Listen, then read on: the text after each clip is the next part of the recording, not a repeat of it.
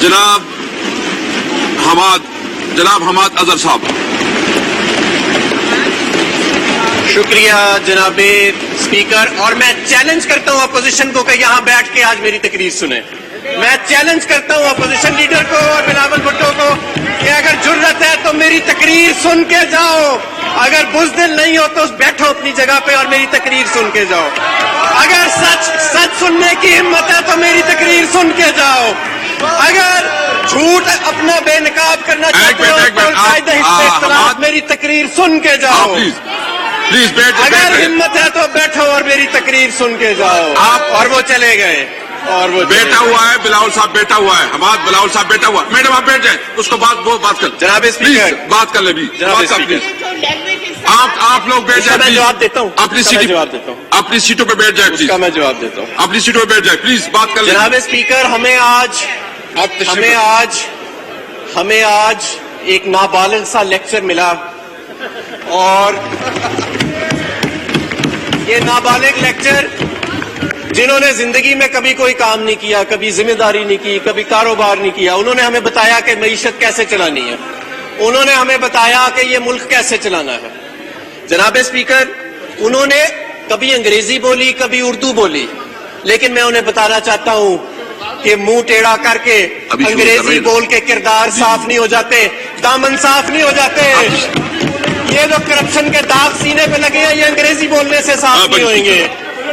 मेरे जनाब स्पीकर, जी आप प्लीज आप तशरीफ रखें प्लीज। जनाब स्पीकर, ये वही शख्स है जिसने कहा था कि मैं तुमको जूता मारूंगा, और इसने आज तक किसने माफी नहीं मांगी। ये वही शख्स है। ये बजट तक किसी किस्म की रिलीफ देने की जरूरत नहीं। जनाब स्पीकर, हमें कहा गया कि this is a government by puppets. Do they want a government of convicts? Do they want a government in which the people are known not by their names but by the dirtiest scandals in the history of this country? हमें लोगों ने मुंतखब किया है 22 साल की इमरान खान की जिद्दोजहद के बाद। हम कोई 10% 20% की बुनियाद पे यहाँ नहीं आए। हम कोई चंद जागीरदारों को डरा धमका के उनको पैसे दे के यहाँ पे नहीं पहुंचे। और हम पाकिस्तान तहरीके इंसाफ के वो जांबाज कारकुन हैं, और वो जा रहे हैं। मैंने चैलेंज किया था कि मेरी तकरीर सुने। ये जो जानवर गिना रहे थे अपने आखिरी कलमे में, जो बड़ी नामुनासिब बात की, मैं आज उसका जवाब दूंगा। इनमें हिम्मत नहीं है सुनने की। जनाब स्पीकर, मैं सिर्फ आपको ये याद दिलाना चाहता हूं कि ये जो आपके सामने डाइस है, इस पे एक साबिक वजीर आजम ने खड़ा होकर कहा था कि मैं जूता मारूंगा, और आज तक माजरत नहीं की। ये जो खड़ा है ईवान, ये जो यहाँ पे ये जो कायदे हिस्ब इख्तिलाफ की सीट है, यहाँ पे खड़ा होके एक शख्स ने शीरी मजारी को के ऊपर जो कलमात कहे थे, वो भी इस रिकॉर्ड का हिस्सा है। उन्हीं डेस्कों से जो आवाजें आती हैं, वो भी आपको भी मालूम है और मुझे भी मालूम है। उससे बुरी आवाजें हमने कभी किसी गली कूचे में नहीं सुनी जो पीपल्स पार्टी के उन डेस्कों से आती हैं। मैं सिर्फ ये याद दिलाना चाह रहा हूं कि जो आज हमें लेक्चर दे रहे थे कि ये मुल्क कैसे चलाना है, यहीं से आवाज आई और पंजाब को गाली दी गई और कहा गया कि पूरे पंजाब का कल्चर है गाली देना। इन्हीं डेस्कों से आवाज आई। मैं भी पंजाब की मिट्टी का एक बेटा हूं। पंजाब का कल्चर गाली देना नहीं है, पंजाब का कल्चर हरगिज गाली देना नहीं है। और जो शख्स ये कहेगा वो पंजाब की तहजीब को, पंजाब की तारीख को, पंजाब की सकाफत को, पंजाब के कल्चर को, पंजाब की तारीख को मसख कर रहा है। और मैं आपसे कहूंगा, आप इस वक्त प्रिविलेज मोशन मूव करें और उस शख्स को कटहरे में खड़ा करें जिसने एक पूरे सूबे की इस तरह बेहुरमती की है। जनाब स्पीकर, क्योंकि वो तो चले गए हैं, उन्होंने महंगाई पे बड़ा तज़किरा किया और इकोनॉमिक ग्रोथ पे कि ये 4% ग्रोथ कहां से आ गई। इस पे ऐसे महसूस हो रहा था कि जैसे पाकिस्तान पीपल्स पार्टी के को चेयरमैन को बड़ी तकलीफ हो रही है। तो मैंने डेटा निकाला। Order in the house please. Order in the house please. तो मैंने डेटा निकाला। Order in the house please. अपनी सीटों पे तशरीफ रख ले प्लीज। अपनी सीटों पे तशरीफ रखें please. Order in the house please. Speaker साहब, मैंने डेटा निकाला कि आखिर पीपल्स पार्टी के को चेयरमैन को 4% ग्रोथ पे इतनी तकलीफ क्यों हो रही है। तो पता लगा कि इनके 5 साल में कोई एक भी ऐसा साल नहीं था जिसमें ये 4% इकोनॉमिक ग्रोथ हासिल कर सके। फिर महंगाई की शरह पे बड़ी बात हुई, तो मैंने देखा کہ یہ مہنگائی کی شرح کے اوپر بات کر رہے ہیں. اس وقت 8.5% کے قریب اوسطاً مہنگائی کی شرح ہے. پاکستان پیپلز پارٹی کے کو چیئرمین کے دور میں, ان کی جماعت کے دور میں, یہ تو اس وقت اتنے شاید ابھی بچے ہوں گے, 21% پہلے سال میں مہنگائی, پاکستان کی پچھلے 20 سال کی بلند ترین سطح.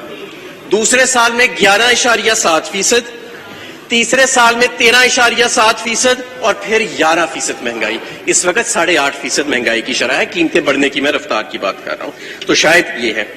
پھر انہوں نے BISP کا ذکر کیا کہ جی بے نظیر انکم سپورٹ پروگرام اور بڑا زبردست.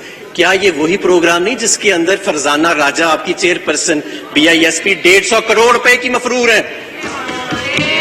کیا یہ وہی پروگرام نہیں ہے جناب اسپیکر؟ کیا یہ وہی پروگرام نہیں ہے جس میں جب ہم آئے تو ہم نے دیکھا کہ لاکھوں لوگ ایسے تھے جو صاحب حیثیت تھے اور ان کو صرف پاکستان پیپلز پارٹی سے وابستگی کی بنیاد پہ یہ وظیفے لگائے جا رہے تھے؟ کیا یہ وہی پروگرام نہیں ہے جس میں سے ہزاروں سرکاری افسروں کو نکالا گیا جنہوں نے اپنے نام ڈالے گئے تھے؟ کیا یہ 8 لاکھ بندوں کو نکالا گیا؟ کیا یہ وہی نہیں ہے پروگرام جو ان کے دور میں چل رہا تھا جس میں صرف 30-35 لاکھ لوگ تھے اور ہم نے پچھلے سال 1.60 کروڑ گھرانوں کو احساس پروگرام کے ذریعے اس کی مدد پہنچائی ہے؟ پاورٹی کی اور ان امپلائمنٹ کی فگرز کی بات ہوئی اور اپنی ہی بات کو خود ہی کانٹرڈکٹ کر گئے. کہتے پاورٹی بڑھ گئی ہے, ان امپلائمنٹ بڑھ گئی ہے. کوئی فگر نہیں دی, کوئی ڈیٹا نہیں دیا کیونکہ سروے تو ہوا نہیں 2016-17 سے. اس کے بعد خود ہی ایک ادارہ ہے, کوئی اس کا نام لیا اور کہا کہ اس ادارے کے مطابق 3 صوبوں میں پچھلے 2 سال میں غربت کی شرح جو ہے اس میں کمی آئی ہے. یعنی ایک طرف کہتے رہے کہ کروڑوں لوگ غربت کی لکیر سے نیچے چلے گئے ہیں اور دوسری جگہ کسی اور ایک سروے کا ذکر کر دیا اور کہا کہ دیکھو یہ 3 صوبوں میں پچھلے 2 سال میں کمی آئی اور ایک میں نہیں آئی. اور وہ آپ نے بھی سنا کہ اس کی کس طرح کی انہوں نے آپس میں کانٹرڈکٹری باتیں کی. جناب اسپیکر, بالکل یہ بات درست ہے کہ ہم نے اس سال سیلریز میں 10% اضافہ کیا ہے اور مہنگائی کی اوسطاً شرح میں نے آپ کو بتائی کہ وہ 8.5% ہے. یہ اپنے دور میں زیادہ اضافہ ضرور کرتے تھے کیونکہ ساتھ ساتھ یہ بھرتیاں بھی کرا رہے تھے اسٹیٹ اونڈ انٹرپرائزز میں اور سارا کچھ, لیکن یہ زیادہ اس لیے اضافہ کرتے تھے کیونکہ ان کے دور میں مہنگائی کی شرح زیادہ تھی. میں نے آپ کو بتایا کہ 21% سے لے کے 14% تک مہنگائی کی شرح ان کے دور میں رہی, اس لیے ان کو زیادہ اضافہ کرنا پڑتا تھا. یہ اپنی نااہلی کو چھپانے کے لیے زیادہ اضافہ کرتے تھے, یہ کوئی بڑا تیر نہیں مارتے تھے. اور جتنی ان کے دور میں مہنگائی میں اضافہ ہوا ہے اتنی انہوں نے آمدن میں اضافہ نہیں کیا لوگوں کی. ٹیکسز کے اوپر بات ہوئی کہ جی آپ نے ٹیکسز جو ہیں وہ 20% تو گرو کر لیے ہیں, لیکن اس کا کیا فائدہ؟ ان کے دور میں ٹیکس ٹو GDP ریشیو 5 سال کے اندر نیچے گیا تھا. جب یہ آئے تھے تو جتنا ریشیو تھا اس سے 5 سال میں نیچے گیا تھا. اس کے علاوہ میں یہ بھی کہنا چاہوں گا, انہوں نے کہا کہ فاٹا میں اور AJK میں آپ نے کوئی ٹیکسز لگا دی ہیں. شاید انہوں نے بجٹ نہیں پڑھا, بجٹ پڑھ کے مجھے دکھائیں کہ کون سے ٹیکسز فاٹا اور AJK میں لگائے ہیں اس بجٹ میں ہم نے. تو ایسی تو کوئی بات نہیں ہے. تو پھر انہوں نے یہ کہا کہ پیٹرول جو ہے آپ نے بہت مہنگا کر دیا. جناب اسپیکر, میں سمجھتا ہوں کہ ہماری سیاست میں جب ایسے لوگ آتے ہیں جنہوں نے زندگی میں کوئی کام نہیں کیا ہوتا تو پھر ایسے ہی سٹیٹمنٹس آتی ہیں. کیونکہ یہ جو مستقل لوگ ہوتے ہیں نا, جنہوں نے مستقل صرف باتیں کی ہوتی ہیں یا اپنے باپ دادا کے سر کے اوپر وہ آ جاتے ہیں یا کسی کی کر کے آ جاتے ہیں. اس وقت پاکستان میں تیل دنیا کا سب سے سستا تیل ہے. دنیا کا سب سے سستا تیل ہے اس وقت جو پاکستان کے اندر موجود ہے. ہمارا پیٹرول اور ڈیزل اس وقت PDL کی شرح جو ہے وہ 2 روپے پہ پہنچ چکی ہے. یہ 25 روپے پہ ہوتی تھی ایک ٹائم کے اوپر. 17% اس وقت سیلز ٹیکس ہے. جب مسلم لیگ نون کے دور میں قیمت نیچے جاتی تھی یہ سیلز ٹیکس کو 56% تک بھی لے گئے تھے. ہم نے 17% سے نہیں بڑھایا, ہم نے سارا پاس آن کیا. تو بجائے کہ اس چیز کا ہمیں وہ کریڈٹ دیتے تو وہ چلے گئے. انہوں نے کہا آپ کس منہ سے اپنے حلقے میں جاتے ہیں؟ ہمارے حلقے میں کتے کاٹنے کی کوئی بیماری نہیں پھیلی ہوئی, اللہ کا شکر ہے. ہمارے حلقوں میں اللہ کا فضل ہے, ہم HIV اور ایڈز سے محفوظ ہیں. ہمارے حلقوں میں ایسے حالات نہیں ہے کہ جیسے مونجو داڑو میں 3000 سال پہلے آثار قدیمہ ہوتے ہیں ویسے جاؤ تو ہیں, اور ویسے کہنے کو بڑے بڑے مزار بھی بنے ہوئے ہیں اور ویسے کہنے کو بڑے بڑے محلات بھی بنے ہوئے ہیں. ایسے اللہ کا شکر ہے ہمارے حلقوں میں حالات نہیں ہیں, ہمیں بڑا پیار ملتا ہے. کراچی کے MNAs کے ساتھ جس حقارت سے جو الفاظ استعمال کیے گئے, ایسے لگ رہا تھا کہ جیسے جو سزا ایک پالیسی کے تحت سندھ کے شہروں کو دی جا رہی ہے وہ آج ان کے الفاظ میں نظر آئی. وہ حقارت، وہ نفرت نظر آئی. میں آپ کو بتانا چاہتا ہوں کہ جو انقلاب اور سیاسی تبدیلی کراچی میں آئی ہے، انشاءاللہ تعالیٰ اگلے الیکشن میں وہ سندھ کے دیہی علاقوں میں بھی آئے گی. یہ چند جاگیردار جن کے سر پہ آپ ابھی بھی سندھ کی حکومت کر رہے ہیں، انہیں ڈرا دھمکا کے اور لالچ دے کے کچھ کو، یہ سلسلہ زیادہ دیر نہیں چلے گا. کفر کا نظام چل سکتا ہے، ظلم کا نظام نہیں چل سکتا. اور آج کل ایک نئی تشریح بھی نکلی ہوئی ہے. کہتے ہیں کہ جی کسی جگہ پہ میں نے دیکھا ان دونوں پارٹیوں کے لوگ بیٹھ کے کہتے ہیں کہ ٹھیک ہے تھوڑی کرپشن ہوتی ہے، کام شام بھی نکلتا رہتا ہے. میں آپ سے کہتا ہوں کہ اگر کرپشن کے سر پہ ڈیولپمنٹ ہوتی، اگر کرپشن کے سر پہ ہوتی تو یہ سندھ تو اس وقت کیلیفورنیا سے بھی آگے نکل گیا ہوتا. اگر کوئی دیکھنا چاہتا ہے کہ کرپشن سے کیا تباہی پھرتی ہے پوری دنیا میں، تو جاؤ آج جا کے سندھ کا حال دیکھو. پھر آپ کو نظر آئے گا کہ کیسے کروڑوں لوگوں کی زندگیوں کو ختم کر دیا گیا، ان کے مستقبل کو قربان کر دیا گیا جب حکمران جو آتے ہیں وہ کرپٹ ہوتے ہیں. اور اس کی آج زندہ مثال کرپٹ جو سندھ ہے. سندھ کی حالت دیکھ کے یہ ڈیبیٹ دفن ہو جانی چاہیے کہ کرپشن سے کوئی فرق نہیں پڑتا لوگوں کی زندگیوں سے.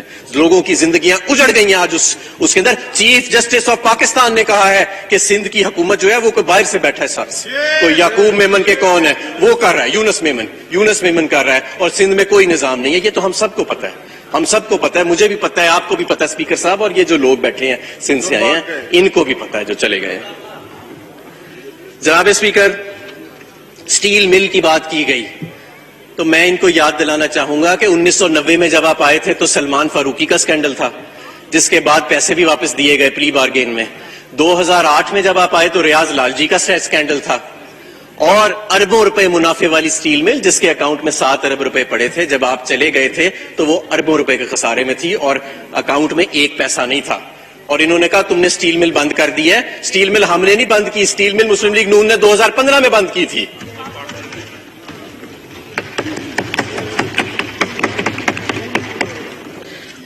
اچھا، پھر انہوں نے یہ کہا کہ ڈی اے پی کی قیمت بہت مہنگی ہو گئی ہے. بالکل مہنگی ہوئی ہے، لیکن ان کو یہ بھی پتا ہونا چاہیے کیونکہ خود کبھی ذمہ داری نہیں کی کہ ڈی اے پی پاکستان میں 70% سے زیادہ امپورٹ ہوتا ہے. یہ پاکستان نہیں بناتا، اور ساری دنیا میں اس وقت اس کی انٹرنیشنل پرائسز جو ہیں وہ اوپر چلی گئی ہیں. یہ ایک کموڈٹی ہے جس کا باقاعدہ ایک انڈیکس نکلتا ہے اور اس کی فارورڈ ٹریڈنگ ہوتی ہے. یہ ریٹ نہ حکومت پاکستان طے کرتی ہے نہ ہمارا پرائیویٹ سیکٹر طے کرتا ہے. یہ سارا جو ڈی اے پی ہے اکثریت 70% سے زیادہ یہ امپورٹ ہوتا ہے پاکستان میں، اور اس کی قیمت جو ہے اس کا تعین انٹرنیشنل فورسز کرتی ہے. یوریا کی جو قیمت ہے، یوریا ہمارے ملک میں بنتا ہے جتنی سبسڈی پہلے جا رہی تھی اتنی ہی جا رہی ہے، بلکہ جب ہم آئے تھے تو 2000 روپے کے قریب تھا، اب کو 1750 کے قریب ہے اس کی بوری. ٹیوب ویلز کے اوپر انہوں نے بات کی کہ آپ نے بہت مہنگا کر دیا ہے. بجلی کی قیمتوں میں جو اضافہ ہوا اس کے اوپر ہم بہت بحث کر چکے ہیں کہ کس طرح جو مہنگے معاہدے تھے ان کی وجہ سے ہوا. آج بھی جو سب سے سستا ریٹ ہے ہمارے ٹیرف سٹرکچر کے اندر وہ 2 کیٹیگریز کا ہے. ایک ہمارے لائف لائن کنزیومر ہیں جو 0 سے 300 یونٹ بجلی کنزیوم کرتے ہیں، اور دوسرا ٹیوب ویلز ہیں جن کا ریٹ کوئی 9-10 روپے کے قریب ہے، اور لائف لائن کنزیومرز کا کوئی 8 روپے کے قریب یونٹ کا ریٹ ہے. اور جتنے باقی کنزیومر ہیں پاکستان کے، چاہے وہ صنعت ہو جس کا 20 روپے کے قریب ریٹ ہے یونٹ کا، چاہے وہ کمرشل ہو جس کا 20 سے زیادہ ہے، یا وہ ریزیڈینشل ہو جو 15-16 کے قریب ہے، یہ سب سبسیڈائز کرتے ہیں ہمارے لائف لائن کنزیومرز کو جو ہمارا چھوٹا صارف ہے، اور کسان کو جو ٹیوب ویلز ہے. ان کا ریٹ اس وقت ہمارے ٹیرف سٹرکچر میں ابھی بھی سب سے کم ہے.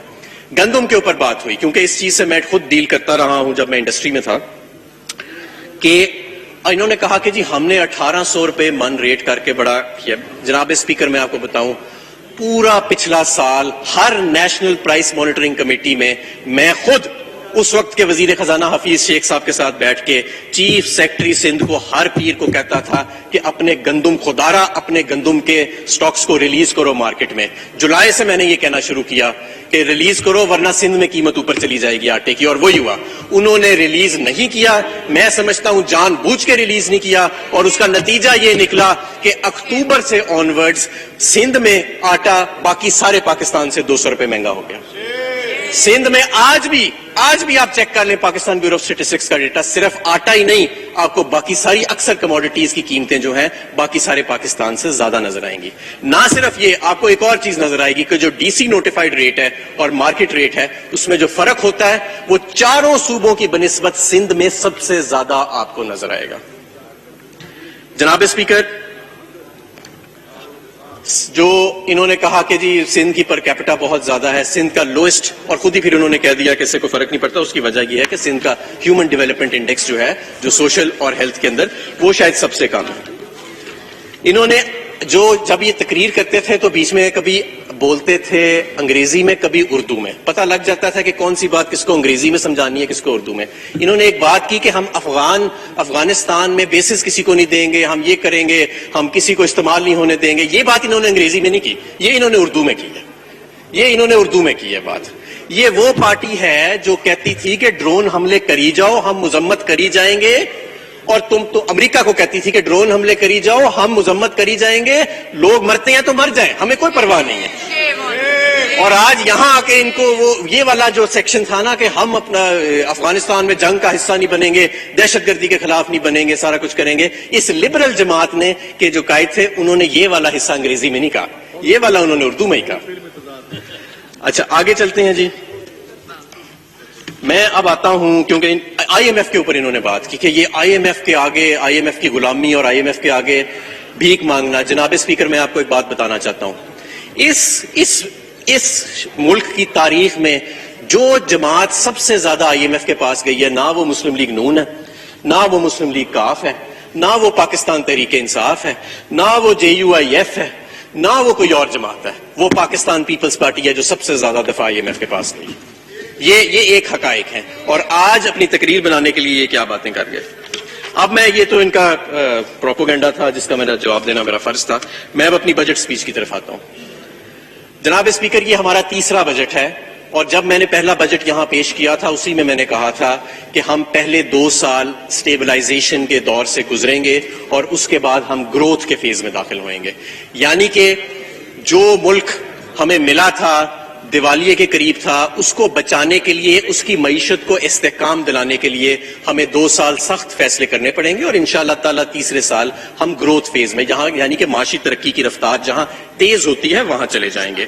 اور مجھے فخر ہے اسپیکر صاحب کہ آج میں آپ کے سامنے کھڑا ہو کے یہ کہنے والا ہوں کہ 2.5 سال پہلے شاید آپ نے بھی یہ سوچا نہیں ہوئے گا کہ میں اس وقت جو ملک تھا کہ آپ کے ذخائر کم ہو چکے تھے، انٹرنیشنل ریٹنگ ایجنسیز آپ کو ڈاؤن گریڈ کر چکی تھیں، آپ کے پاس کسی قسم کا امپورٹ کور نہیں تھا، 28 ارب ڈالر کی فائنینسنگ ریکوائرمنٹ تھی سال کی، تو آج میں آپ کو بیٹھ کے یہاں پہ 2.5 سال بعد یہ کہہ رہا ہوں گا کہ جناب اسپیکر ہمارے فورن ایکسچینج کے ریزروز 6 سال کی آج بلند ترین سطح پر پہنچ چکے ہیں۔ جناب اسپیکر نہ صرف یہ بلکہ جب ہم آئے تو 9 ارب ڈالر کے ذخائر تھے جو آج 16 ارب ڈالر کے ہیں، وہ 9 ارب ڈالر کے ذخائر جو تھے وہ بھی قرضے پہ یعنی شارٹ ٹرم سواپس پہ مشتمل تھے، ہم نے ان سواپس کو بھی کلیئر کر لیا ہے۔ جناب اسپیکر ہم نے ڈیٹ سروسنگ کی ہائیسٹ مقدار حاصل کی، یعنی کہ ہمیں پاکستان کی تاریخ کا سب سے زیادہ قرضہ واپس کرنا پڑ رہا ہے، بیرونی قرضہ 10 سے 12 ارب ڈالر سال کا، جس میں پرنسپل بھی شامل ہے اور سود بھی شامل ہے۔ جناب اسپیکر نہ صرف کہ ہم نے یہ واپس کیا بلکہ اس سال 3.5 ارب ڈالر پاکستان کے بیرونی قرضے میں اضافہ ہوئے گا، جو پاکستان کی پچھلے 6 سال کی تاریخ میں سب سے کم اضافہ ہوگا۔ جناب اسپیکر میں نے اس وقت آپ کو کہا تھا کہ کرنٹ اکاؤنٹ ہمارا ڈیفیسٹ میں ہے اور اس کو ہم نے ٹھیک کرنا ہے۔ آج الحمدللہ ہم 4% پہ گرو بھی کر رہے ہیں اور ہم $800 ملین کرنٹ اکاؤنٹ کے سرپلس میں ہیں۔ جناب اسپیکر اس وقت میں نے آپ کو کہا تھا کہ ہمیں انٹرنیشنل ریٹنگ ایجنسیز نے ڈاؤن گریڈ کر دیا تھا۔ آج الحمدللہ نہ صرف ہمیں انٹرنیشنل ریٹنگ ایجنسیز نے اپ گریڈ کیا ہے بلکہ فوربس میگزین اور جے پی مورگن میگزین جو ہے، جو جے پی مورگن انٹرنیشنل بینک ہے، وہ آج اس چیز کی گواہی دے رہا ہے کہ پاکستان کی معاشی اصلاحات کی وجہ سے ہمیں بہترین یہاں پہ اکنامک فور کاسٹ مل رہا ہے۔ جناب اسپیکر اسی سارے سٹیبلائزیشن کے سفر کے دوران، اسی سارے معاشی اصلاحات کے سفر کے دوران ہم پہ کووڈ کی آفت آئی، اور یہ جو لوگ آج کل ٹیڑھا میڑا منہ کر کے انگریزی بولتے ہیں، یہ اس وقت بھی انگریزی بولتے تھے اور کہتے تھے کہ یہ فلانی سٹڈی آئی ہے، یہ فلانی سٹڈی آئی ہے، ان پہ کاٹ دو، FIR کاٹ دو ان کے اوپر۔ ہاں یہ کہا گیا کہ سب کچھ بند کر دو، یہ تو لوگوں کا قتل عام کرنے لگے ہیں۔ ہم نے اس وقت بھی کہا، اور میں اسی جگہ پر کھڑے ہو کے آپ کے سامنے عرض کی تھی کہ ہم ڈیٹا کے اوپر فیصلہ کریں گے، ہم آپ کے نعروں پہ فیصلہ نہیں کریں گے۔ یہ لوگ افراتفری کے امیدوار تھے اور ہم الحمدللہ ہم نے ٹھیک فیصلہ کیا۔ وزیر اعظم عمران خان نے اس وقت کہا کہ ہم نے صرف زندگیاں نہیں بلکہ روزگار بھی بچانا ہے, معیشت بھی بچانی ہے. اور آج ساری دنیا, امریکہ سے لے کے برطانیہ تک, آج ہمارے اس فیصلے کی پذیرائی کی جا رہی ہے کہ دنیا میں اگر کوئی رول ماڈل ہے کہ کس طرح کووڈ پینڈیمک سے نکلے ہیں تو وہ الحمدللہ پاکستان ہے. جناب اسپیکر, ہم نے بہت کچھ کیا کووڈ کے دوران. ہم نے 35 لاکھ کاروباروں کے بجلی کے بل معاف کیے, ہم نے انڈسٹری کے درجنوں پیکیجز دیے, ہم نے ان کے قرضوں کو آگے کیا, سستے قرضوں کا اجرا کیا, ہم نے بلز کو, گھرانوں کے اوپر بلز کو ہم نے ڈیفر کیا, اور صحیح وقت پہ ہم نے اپنی صنعت کو دوبارہ کھولا, جس کی وجہ سے آج ہمیں الحمدللہ, جہاں ہمارا ہمسایہ ملک 7-8% دوسرے سال میں نیگیٹو گروتھ میں جا رہا ہے, تو ہم 4% پازیٹو گروتھ میں جا رہے ہیں.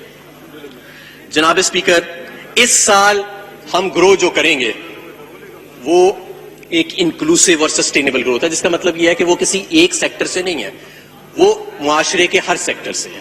انڈسٹری گرو کر رہی ہے, اور مجھے فخر ہے کیونکہ 2 ماہ پہلے تک میں انڈسٹری کا وزیر تھا, کہ ہماری لارج سکیل مینوفیکچرنگ 12.9% اس سال ابھی تک گرو کر رہی ہے. اور اس کی وجہ سے ہمارے سیمنٹ کی ہائیسٹ سیلز ہوئیں, ہمارے فرٹیلائزر کی ہائیسٹ سیلز ہوئیں, ہماری گاڑیاں بنانے کے جو مینوفیکچررز ہیں وہ کہہ رہے ہیں ہماری ہائیسٹ سیلز ہوئیں. ہونڈا ایٹلس کمپنی جو موٹر بائکس بناتی ہے, اس کے CEO میرے پاس ہے, اور انہوں نے کہا پاکستان کی تاریخ میں سب سے زیادہ موٹر سائیکل ہماری بکی ہے. یوریا جو ہے وہ سب سے زیادہ بک رہا ہے جناب اسپیکر. تو اس کے علاوہ ٹیکسٹائل کی صنعت جو فیصل آباد کی لومیں بند پڑی تھی, وہ وہاں پہ آج رونقیں بحال ہو چکی ہیں. ہماری جو 100 سپننگ ملیں پچھلے دور میں بند ہوئی تھی, وہ تقریباً تمام بحال ہو چکی ہیں, اور بلکہ مزید لگ رہی ہیں.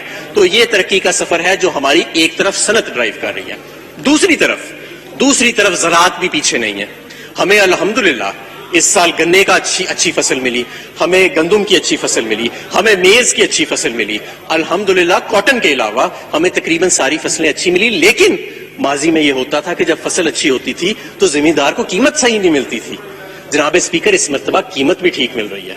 جب ہم آئے تھے تو 1250 گندم کی قیمت تھی, اب 1800-2000 ان کو قیمت مل رہی ہے.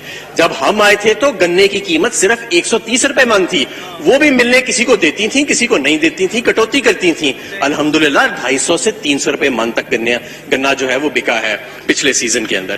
اسی طرح باقی سارے جو ہمارے زراعت کے ہیں ان کو بہتر سے بہتر ہم نے ان کو بہتر سے بہتر قیمت جو ہے وہ ادا ہوئی ہے. پاور سیکٹر ہمارے لیے بہت بڑا مسئلہ ہے, اور پاور سیکٹر کے اندر جو پچھلی حکومت نے جو سودے کیے, ان کی بنسبت ہم پہ ہر سال کیپیسٹی پیمنٹس کا جو فکسڈ چارج ہے وہ بڑھتا جا رہا ہے. یہ وہ کرایہ ہے جو ہم نے بجلی گھروں کو سارا سال دینا ہے, چاہے ہم اس ماہ بجلی خریدیں یا نہ خریدیں. جناب اسپیکر, میں آپ کو ایک فگر دینا چاہتا ہوں کہ جب ہم آئے تھے تو سالانہ سرکولر ڈیٹ میں 450 ارب کا اضافہ ہو رہا تھا. اس وقت سے لے کے اب تک کیپیسٹی پیمنٹس میں 400 ارب روپے ماہانہ کا اضافہ. قومی اسمبلی کا اجلاس جاری ہے, ایک بار پھر لیے چلتے ہیں آپ کو. حماد حسن سارے خیال کر رہے ہیں. کبھی کبھی ایسے ہوتا ہے کہ پیداوار صلاحیت تو ہوتی ہے, لیکن جو لاجسٹکس ہیں تیل لانے کی باہر سے یا کوئلہ لانے کی, وہ موجود نہیں ہوتی. ہم نے ڈیمز پہ توجہ دی, داسو ڈیم پہ ہم نے توجہ دی, دیامیر بادشاہ ڈیم پہ ہم نے توجہ دی. آج بھی وزیر اعظم پاکستان جو ہے وہ داسو ڈیم کی سائٹ پہ موجود ہے. چھوٹے صوبے, پہلی دفعہ پاکستان کی تاریخ میں ایسے ہوا کہ پنجاب, حالانکہ اس کی آبادی سب سے زیادہ ہے, اس کی آبادی زیادہ ہونے کے باوجود سندھ کو, بلوچستان کو اور خیبر پختونخوا کو PSDP کے پنجاب سے زیادہ فنڈ دیے گئے. صوبوں کے اندر رہتے ہوئے جو چھوٹے حصے, جو ہمارے چھوٹے شہر پیچھے رہ گئے تھے, ہم نے ان کے اوپر اپنی پوری فوکس کیا. کلائمیٹ چینج, 1 ارب سونامی کے بعد 10 ارب ہم درخت لگا رہے ہیں. فیٹف کے اندر ہم نے جتنی کمپلائنس کی شاید ہی کسی ملک نے آج تک کی ہو. دنیا کا سب سے مشکل ترین ہمیں پروگرام ملا, لیکن الحمدللہ ہم نے اس پروگرام کو اڈاپٹ بھی نہیں کیا, بلکہ اس کے اوپر ہم نے پروگرس کی, اور الحمدللہ اب ہمیں بلیک لسٹ ہونے کا خطرہ نہیں ہے. اور سب سے بڑھ کے جناب اسپیکر, ہم نے ایک کرپشن فری گورنمنٹ کا قیام کیا. یہ بہت ضروری چیز ہے جناب اسپیکر کہ ہماری جو ہم کرپشن کے خاتمے کے لیے, کیونکہ جب ہم مدینہ کے طرز پہ بنائی گئی ریاست کی بات کرتے ہیں, جب ہم بات کرتے ہیں اس ملک کو کرپشن سے پاک کرنے کی, جس کے اوپر لوگوں نے مختلف نعرے بھی نکالے ہمارے اس نعرے کو دبانے کے لیے کہ کھاتا ہے تو لگاتا بھی ہے. نہیں جناب اسپیکر, جس طرح میں نے ابھی آپ کو بتایا کہ اگر کوئی دیکھنا چاہتا ہے کہ کرپشن کس طرح تباہی کرتی ہے معاشروں کے اندر تو سندھ کا جا کے حال دیکھے, جہاں پہ چوہے صرف سندھ کے گندم کے گودام نہیں کھا گئے, وہ چوہے پورا سندھ کھا گئے ہیں. جناب اسپیکر, اسی طرح جہاں پہ پاگل کتوں کو ویکسین لگانے کے لیے آج نہیں مل رہی سندھ کے اندر, یہ وہ کرپشن کا نظام ہے.